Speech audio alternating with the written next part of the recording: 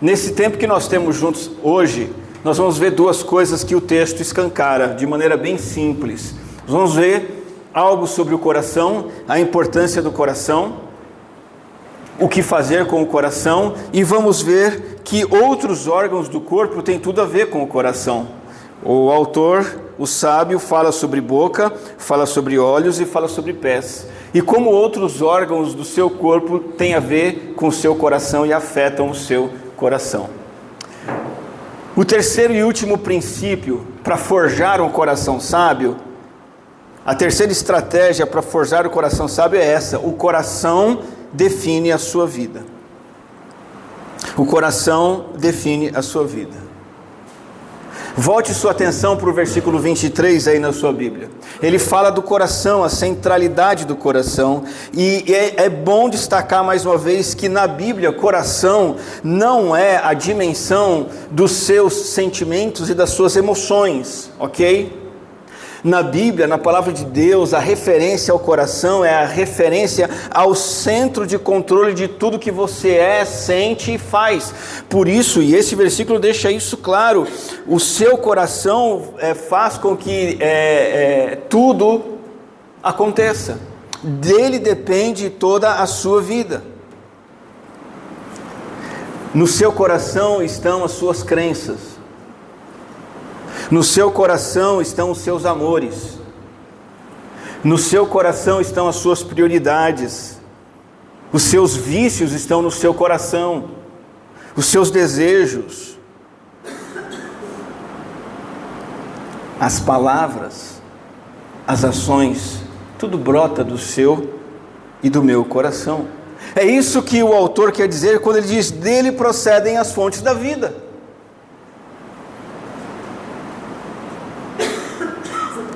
Se você briga com o seu pai, isso veio do seu coração, não do seu pai. Se você gasta mais do que ganha, esse é um mal que veio do seu coração, não da vida difícil. Se você consome sensualidade e moralidade sexual na TV e nas mídias, isso vem do teu coração. Dele procedem as fontes da vida. O que o coração mais ama, aquilo que o coração, em que o coração mais confia, afeta tudo que nós somos. Aquilo que o seu coração mais ama, a sua mente acha razoável. Sua mente acha legal, não faz sentido. Quando o seu coração ama uma coisa, a sua mente trabalha em favor daquilo. Pode colocar o próximo slide, por favor. A mente acha razoável. Quando seu coração está cheio de alguma coisa, não só a sua mente acha aquilo razoável, mas as suas emoções desejam aquilo, porque o seu coração está cheio daquilo. A sua vontade acha aquilo factível, ou seja, dá para fazer. Meu coração ama, então é isso que eu vou fazer, e dá para fazer. A mente trabalha, as emoções trabalham, a vontade trabalha e o corpo inteiro age de acordo com aquilo que está no seu e no meu coração. Qual é o verbo de ação do versículo 23? Qual é o verbo de ação do versículo 23? O que é ordenado você fazer? Guardar a vida dos outros? A sua. E o que é na sua vida? O seu coração. Não é para você cuidar da vida dos outros, conversar sobre os outros, medir os outros. Deus está mandando você cuidar do seu coraçãozinho, não dos outros. Isso é muito importante. E esse verbo de ação significa muito mais do que cuide da sua vida. Tá certo, cuidar da sua vida é uma coisa muito boa, e não da vida dos outros, excelente. Mas, mais a fundo, cuide da sua vida em que sentido? Vigie o seu coração, porque guardar significa vigiar. Observe o seu coração. Guardar significa observar. Guardar também significa cuidar, proteger de perigos, bloquear, cercar. A gente pode traduzir a colocação desse versículo da seguinte forma: guardar o coração é zelar pela sala de comando do seu ser. fazendo com que a sabedoria de Deus reine de dentro para fora. Zelar pelo teu coração, pela sala de comando da sua existência, para que a sabedoria de Deus reine de dentro para fora. Automaticamente a gente se lembra de Paulo dizendo aos Colossenses: habite ricamente em vocês a palavra de Cristo. Uma ordem que Paulo dá, é como se ele estivesse dizendo que no coração de vocês a ocupação seja a palavra de Cristo. Que no coração de vocês o comando seja a palavra de Cristo. É isso que ele quis dizer com habite ricamente em vocês. A palavra que Paulo usa aos Colossenses lá, sobre habitar, é literalmente a ideia de moradia. Você está acostumado com isso. E existem basicamente duas formas de moradia. A moradia em que você é um proprietário. Uma vez um corretor disse que a pessoa que é proprietária de um imóvel financiado em 30 anos, ele não é um proprietário, ele é um próprio otário, né? Mas enfim, você é um proprietário, você habita como proprietário, ou você habita como um inquilino. E tem muita diferença entre um e outro. E a ideia do versículo de Colossenses 3,16, habite ricamente em vocês a palavra de Cristo, é que ela more como proprietário. O proprietário tem autoridade, ele reforma, ele conserta, ele faz, ele desfaz. O inquilino não é dele. Ele mal cuida para continuar morando. O que ele tem que fazer, ou gostaria de fazer, ele tem que pedir autorização para o dono. Habite ricamente no coração de vocês. Ocupe e governe o coração de vocês. A palavra de Cristo. Pergunto, como? Como guardar o coração dessa maneira? Como zelar pela sala de comando da minha vida, de modo que a palavra de Cristo governe de dentro para fora? Não é através de práticas de meditação transcendentais. Você não tem um coração bom ao participar de uma imersão de êxtase numa palestra. O teu coração não fica legal quando você ouve mensagens emocionantes de pregadores na internet que afagam o coração da gente. Olha que coisa simples. Olha que coisa ao mesmo tempo revolucionária que os versículos 24 a 27 dizem. Porque os versículos 24 a 27 são um complemento. Quando a Bíblia diz, guarde seu coração porque dele procedem as fontes da vida, o versículo 24 vai falar como. Por isso que o versículo 24 fala da boca, dos olhos e dos pés. E a gente pode incluir aqui todo o corpo, os ouvidos, as mãos, os braços e tudo mais.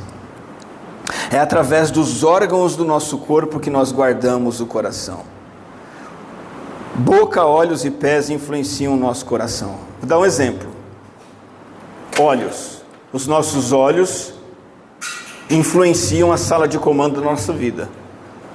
Se a palavra de Cristo vai habitar ricamente em nós ou não. Em primeiro lugar, os nossos olhos. O texto diz aqui: afaste da sua boca as palavras perversas. Versículo 25, olhe sempre para frente e mantenha o olhar fixo no que está diante de você. Veja bem por onde anda, os seus passos serão seguros. Olhe. Qual foi o fim da vida de Sansão? Quem é bom de Bíblia aí? Cego. Que mais? Preso. Que mais? Motivo de zombaria dos maiores inimigos do povo de Deus, filisteus. Escravo dos filisteus, cego, algemado, preso num palácio, algo do tipo, em que estava tendo uma festa de orgia e adoração idólatra. E ele só tinha uma coisa a fazer ali, com toda a força sobrenatural que Deus tinha dado: empurrar as colunas do local para que tudo desabasse. Foi o que ele fez. Cego, escravo, zombado, suicida. Estamos falando de olhos. Para o que é que Sansão olhou a vida toda? para mulheres. Mulheres. Olhou para a beleza das mulheres. As primeiras palavras de Sansão no livro de Juízes são: vi uma mulher. De tanto olhar para mulheres, o coração dele se corrompeu por isso. E ele, que foi escolhido por Deus para ser um juiz do povo, um líder do povo, um homem de Deus no meio do povo, se tornou uma tragédia, se tornou uma vergonha. Qual foi o fim da vida de Isaías, o profeta? Isaías é citado por Jesus várias vezes. O profeta Isaías é tido como o príncipe dos profetas. O profeta Isaías é o que mais traz mensagens cristológicas, proféticas. O profeta Isaías é sensacional. O livro de Isaías é tido como uma mini bíblia. O livro do profeta Isaías tem 66 capítulos, divididos como se fossem Antigo e Novo Testamento. Um homem extraordinário. Para o que Isaías olhou? Capítulo 6 de Isaías, o que ele viu? Ele viu Deus num alto e sublime trono, em toda a sua glória, em toda a sua majestade, anjos cantando. E foi para isso que ele colocou os olhos a vida toda. Percebe a diferença como os olhos afetaram a vida e o destino de Sansão e de Isaías? Faz sentido agora? Percebe a importância do conceito de caminho neural? Aquilo que nós olhamos continuamente conquista o nosso coração. Isaías contemplou a santidade de Deus. Sansão olhou com cobiça para as mulheres. Não somente o que vemos, mas o que falamos. Não sei se você sabe, mas o que você fala para alguém influencia o que você sente e deseja esse alguém, e como você vai tratar esse alguém. Então, se você fala com amargura, se você pronuncia palavras impróprias para alguém, você está cultivando amargura e ódio no seu coração.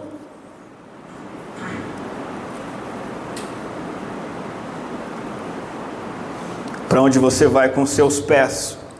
O sábio diz aqui em Provérbios 4, vai ter um enorme poder de construir e modelar o seu caráter. Para onde você vai com seus pés define seus valores, desejos e comportamentos e preferências. Vamos lá, outro exemplo bíblico do Antigo Testamento, Abraão e Ló. Alguns aqui já sabem qual é a ideia, né? Estavam juntos, ficaram muito ricos, rebanhos enormes, riqueza, escravos, servos, servas, famílias grandes. Temos que nos separar. Resumindo a história, Ló escolheu ir para onde? Para onde os pés de Ló o levaram? Para o lugar que veio a ser Sodoma e Gomorra, destruídas por Deus por causa da impiedade daquele lugar. O que Ló viu ali?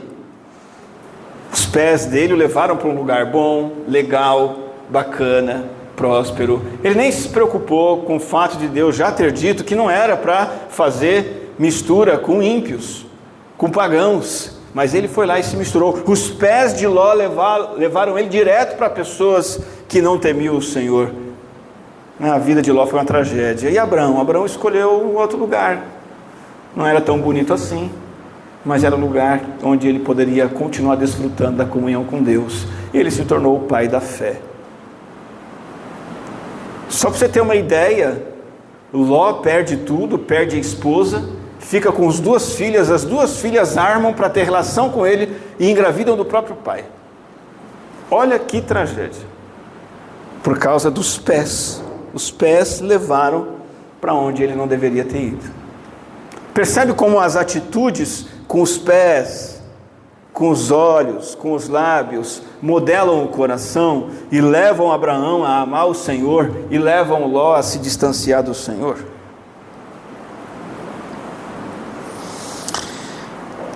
Eu separei aqui, projetar para vocês também, exemplos disso no século 21, 2025.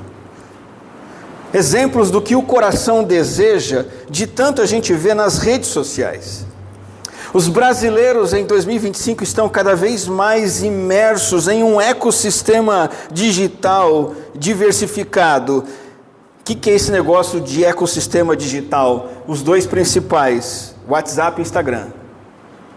fora uma pancada de outras portas de entrada para o mundo digital. A realidade nossa estamos mergulhados num ecossistema digital em que se prioriza o consumo de vídeos curtos e conteúdo visual, e isso se mantém em alta, e nós fazemos isso quando acordamos, quando deitamos, no caminho, no trabalho.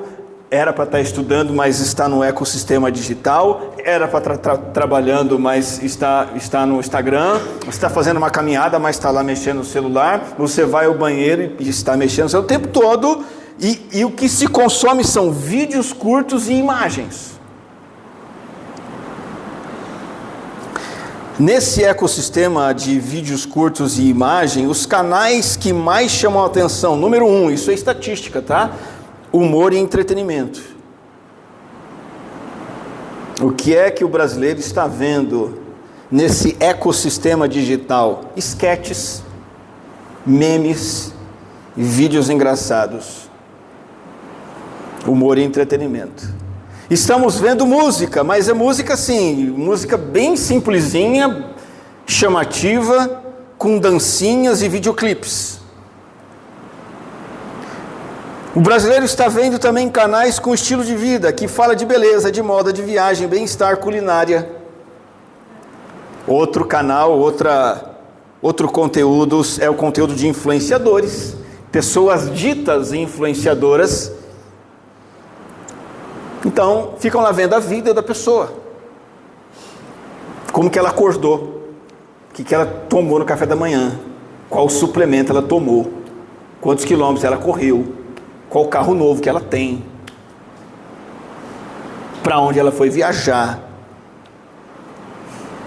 E esses influenciadores recomendam de tudo para todos. E outro conteúdo nesse ecossistema digital é o conteúdo de marcas e produtos. Então estamos ali vendo novidades, promoções. Você entra num canal de produtos de beleza, e você fica ali acompanhando os produtos de beleza, o preço e tudo mais. Você entra num canal de corte de cabelo e fica lá acompanhando o canal no Telegram de corte de cabelo, de corrida de rua, de academia, etc, etc. Tem também podcasts e outros conteúdos que estão em alta, e nós estamos saturados dessas coisas. Isso afeta o nosso coração? Sim ou não? Isso afeta o nosso coração. Não afeta, controla, escraviza, doma. Coração regenerado, transformado por Jesus, que deveria pulsar de amor pelos perdidos, de paixão pela obra, de zelo pela santidade, de zelo por uma vida correta. Um coração que deveria amar estar na presença de Deus. Ele está entupido de todas essas coisas. E aí os comportamentos são consumo do que não se deve consumir, conteúdos impróprios. Crianças, as suas inclusive, muito provavelmente. E adolescentes com acesso fácil a materiais de violência, extremos, promíscuos, promovidos aí por algoritmos que priorizam o engajamento, querem a galera assistindo.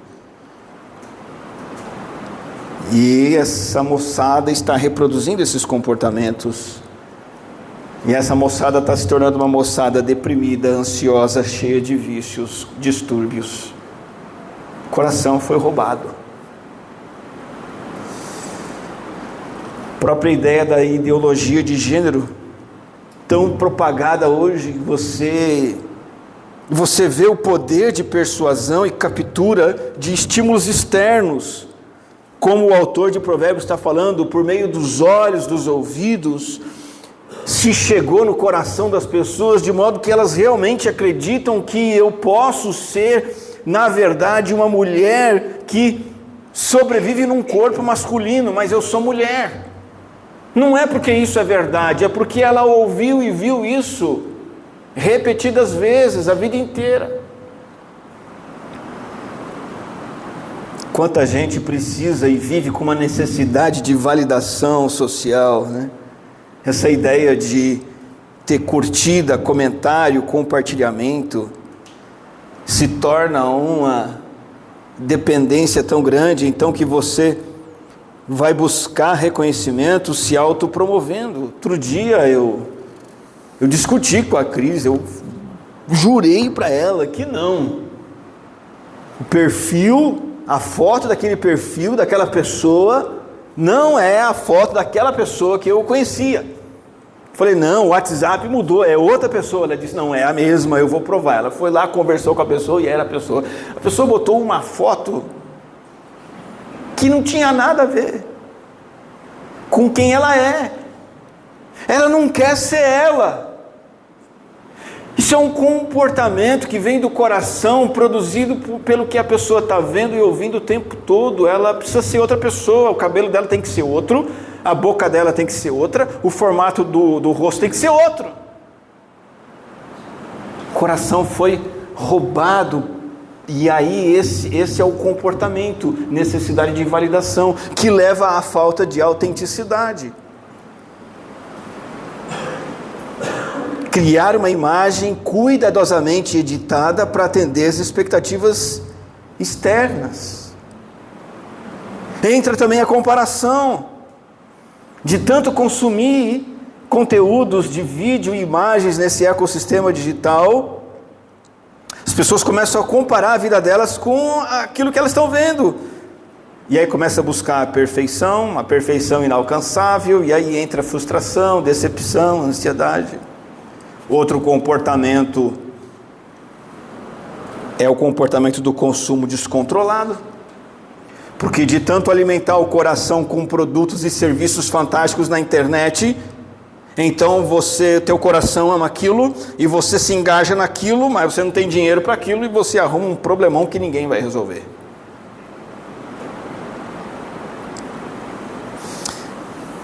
Vício em obter alívio com descontração fútil. Esse também é outro comportamento extremamente prejudicial que esse ecossistema digital está trazendo para a geração de hoje. Porque os nossos celulares, tablets e computadores estão oferecendo memes e você dá risadinha. Vídeos engraçados você acha legal. Mensagens de motivação baratas, fúteis, muitas vezes aparentemente bíblicas, mas não são, e aquilo mexe com você e você se torna dependente desse alívio, dessa descontração. Você não consegue ler um livro porque é chato. Não consegue se concentrar no trabalho, não dá. Não interage com os outros. E uma série de outros problemas, por quê? Porque estamos viciados nesse alívio, nessa sensação fast food de ver uma coisinha legal na tela. Impregnado nisso tudo está exatamente o efeito viciante das telas, oferecendo satisfação fácil, imediata, barata, fútil e vulgar, gerando corações incapazes de se deleitar em Deus. Essa palavra de Provérbios é extremamente atual. Guarda o teu coração. Como? Guardando sua boca, guardando seus olhos e guardando seus pés.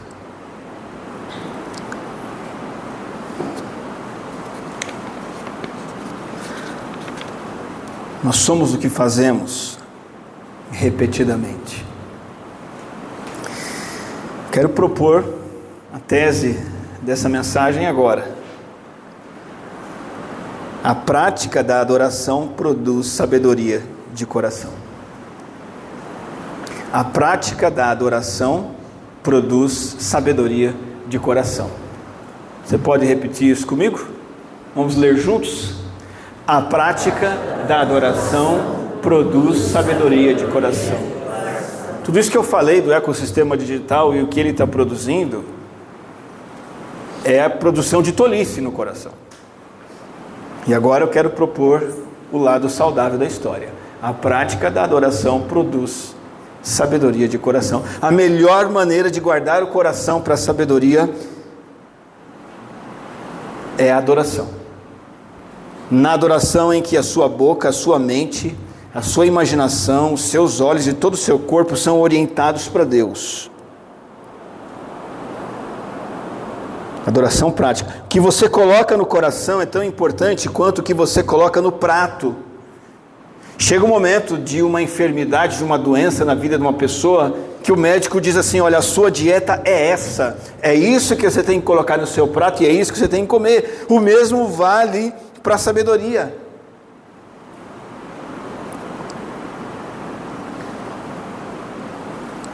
Colocar no seu coração aquilo que honra o Senhor, aquilo que te aproxima do Senhor. Então, decida guardar o seu coração hoje com a sua boca.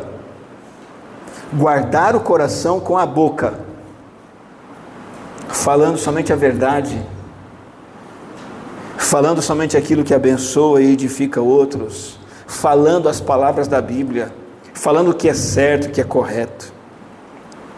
Use sua boca para guardar seu coração.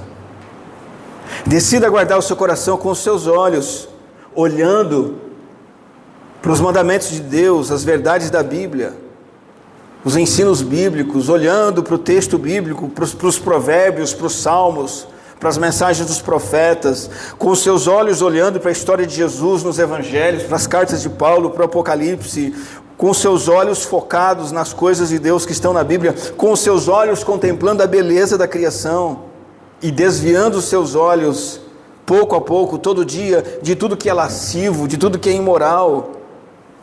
Salmo 25, 15 diz: os meus olhos estão sempre voltados para o Senhor. É assim que você guarda o seu coração, mantendo os seus olhos 24 horas por dia voltados para o Senhor. Por outro lado, Salmo 101, 3 diz: não porei coisa injusta diante dos meus olhos. Por quê? Porque o que eu olho alimenta o meu coração. Decida guardar o seu coração com a sua boca, com os seus olhos, com os seus ouvidos.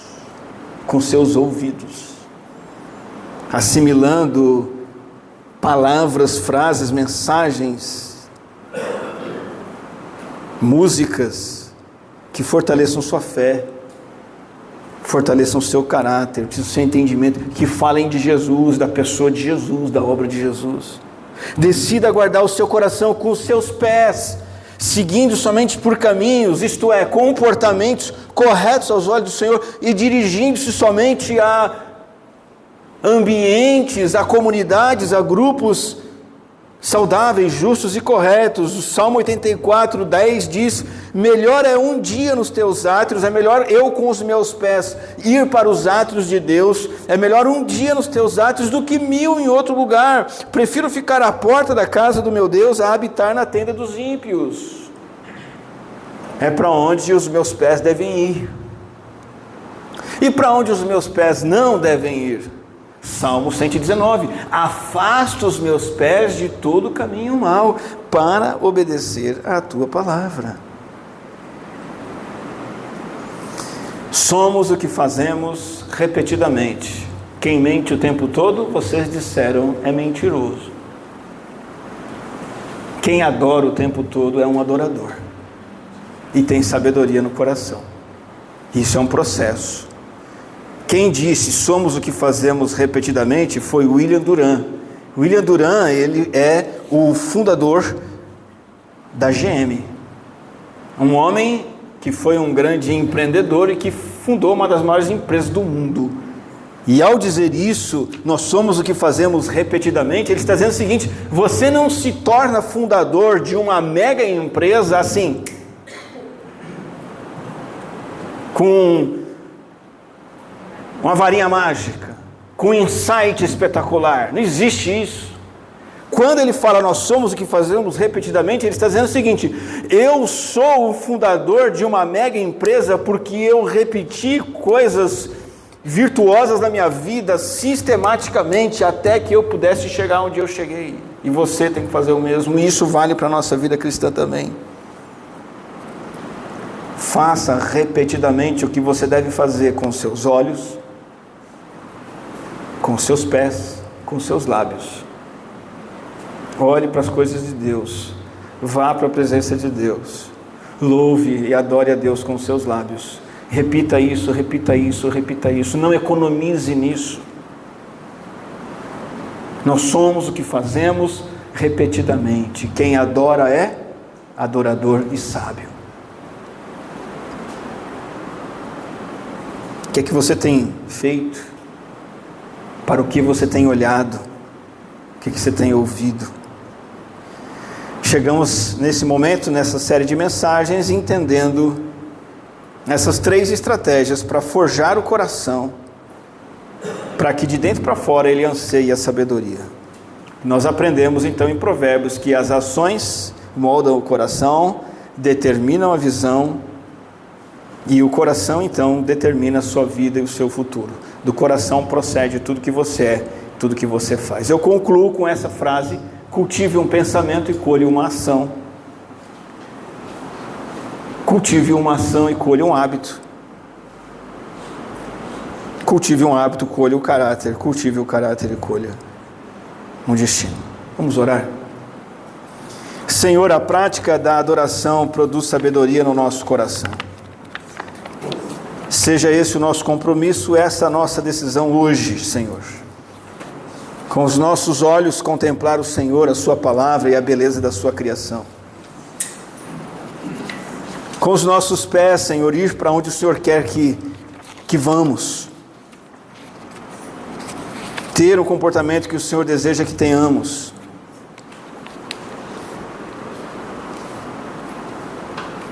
Os nossos ouvidos para ouvir aquilo que o Senhor deseja que escutemos.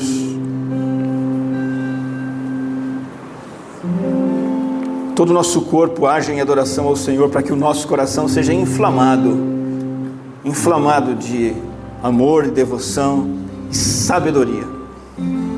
Que habite ricamente em nós a palavra de Cristo. Em teu nome que oramos. Amém.